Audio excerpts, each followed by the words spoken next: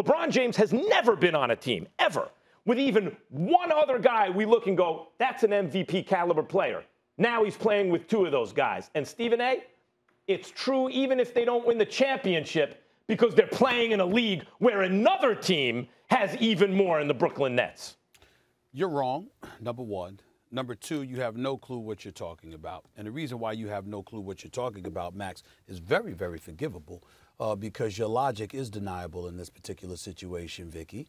From iRobot, we know I like this. Spock. I like Spock. Well, you know, but Vicky was Spock too. Spock Kellerman works too. Either way, I see what you're doing with the Vicky thing. I'm not crazy about it. But I understand that. Yeah, I got it. If it was a different name, that's fine. Vicky's, I respect that. Spock Kellerman. We'll use Spock Kellerman. But the reason why I say you're wrong, Max, is because you're looking at just numbers and you're not taking into account the moments, my brother.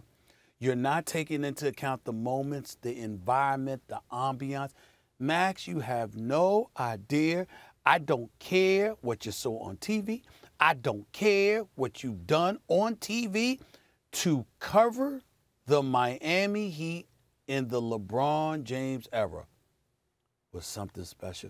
I mean, I'm just getting a little bit emotional right now. Just hold on, let me compose myself with this. This is some special stuff, man. Max, not one, not two, not three, not four. We all get that. We all get that with LeBron. LeBron, as you have publicly acknowledged, was in his prime with Miami. Yes, he was. He arrived there as a 26-year-old superstar, clearly en route to being the best on the planet at the time, right? He was there from age 26 to age 30. Chris Bosh is the same age as him, 26 to 30 years of age. He was, even though Chris Bosh stayed a couple of years longer than LeBron. And D-Wade was 29, okay, averaging 25 a game.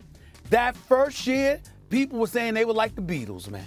Everybody, I mean, it was like, they were followed everywhere. I mean, they were just suffocated. I mean, it was crazy, all right? And LeBron James was just learning about winning. It's like when he went into that meeting and Pat Riley and them showed up to woo him to South Beach, even though him, Chris Bosh, and D-Wade had already made the decision because Melo signed a 5-year deal with Denver a few years earlier that didn't give him an out in that third year. I always told you it was supposed to be Melo in Miami as a member of the Big Three, not Bosh, all right? But Melo messed that up, and that's a different story for another day. So it was Bosh, D-Wade, and LeBron. And when you look at the pressure, when you look at the attention, when you look at the pariah that LeBron had become and how D-Wade had to sit next to him for every single press conference to be protective of him like that big brother, and for them to go out there and to win 58 games and go all the way to the finals and knock off Boston in order to do it and all of this other stuff. I mean, it was special. And so when you look at it from this perspective, we can't even say that this Lakers squad is the best Big Three. We knew they were the best. The Miami Heat, when LeBron first arrived there, were considered the best. And they were the Goliaths that everybody was trying to knock off. The Lakers, we can't even say that definitively right now because LeBron is going on 37. AD, we got to hope and pray that he stays healthy.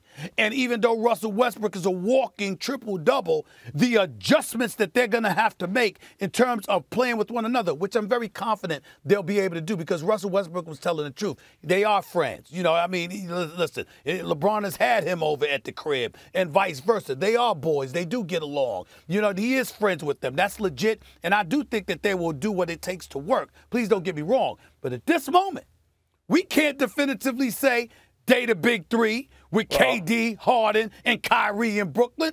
And to me, that's the biggest difference. Let me tell you something. But it is LeBron's best Big Three. I think they got to prove it. They already did in Miami. Okay, wait. Three things. If KD, Harden, and Kyrie were around back then, LeBron wouldn't have had the best three back then. They're just around nowadays. That's not the Lakers' fault that the Brooklyn Nets exist. If KD, Harden, and Kyrie were... No, KD had Westbrook and James Harden. Yeah, but they were babies. Come on, that's what I'm saying. They were babies. But that's what I'm saying. I know that. That's what I'm saying. You said back then. They're not babies anymore. I'm saying they were babies. I'm saying they were babies. What I'm saying is if the Nets existed as they do now back then, then you would still say the Nets got the better Sure. big three. Okay, Absolutely right. So that's not Correct. LeBron's fault that he has the second best big three today. There's an even better big three that didn't used to exist. Let me say this about two things you're right about. Number one, this Lakers big three has to prove it. They haven't done that yet. I should say they could be the best big three. They got to go out and prove it. They got to stay healthy, etc. I can give you that. And I'll give you one more point. I can give you that. And I'm not going to talk about your experiences in Miami. I'm going to stay with basketball reasons. Let's stay with basketball. Yeah, I know. Or even cultural impact, because the Heatles were something different. I agree. It was special, right?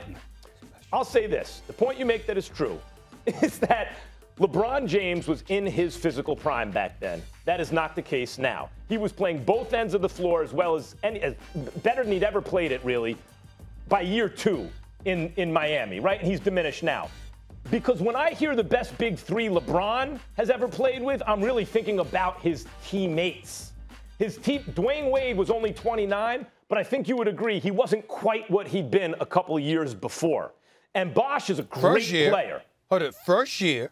Your first year was when he averaged 25. They didn't win when the he chip averaged that 25 year. and he had to lead and he had to step back year 2 because he knew the team would be better with LeBron. But year 1 in Miami. Year 1, you think so? You know, when LeBron got there, I thought of Wade as a top 3-4 player in the league the year before LeBron got there, along with Kobe, Duncan, and LeBron. Yeah, but Wade what I'm saying is then when he got there, he stepped back just a touch. He stepped back just a little for LeBron because LeBron had a ride, but he still averaged 25 and a half. It could be that I'm being fooled by the diminished numbers because he had to share the ball with LeBron. But to my eye, Wade actually looked not quite as good as he had been. But I'll say this.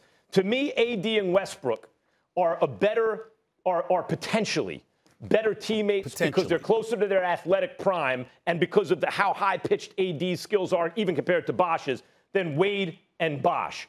But they're going to have to prove it. Thanks for watching ESPN on YouTube. For live streaming sports and premium content, subscribe to ESPN+.